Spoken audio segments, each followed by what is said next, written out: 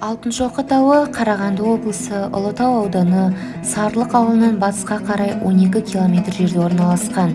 1935 жылы белгілі ғалым Қаныш Имантайұлы Сәтбаев Алтыншоқы тауының басынан жазулар қашалып түсірілген тақта тасты табады.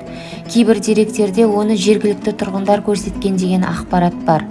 1936 жылы өңірге сол кездегі Ленинград қаласынан ғылыми экспедиция келіп, тасты мемлекеттік Эрмитажға алып кетеді.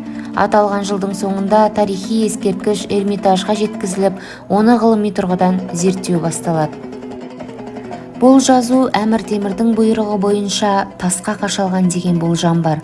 1391 жылы Әмір Темір Алтын Орданың ханы Тоқтамысқа әскермен шығып, Ұлытауға келіп ат басын тіреген.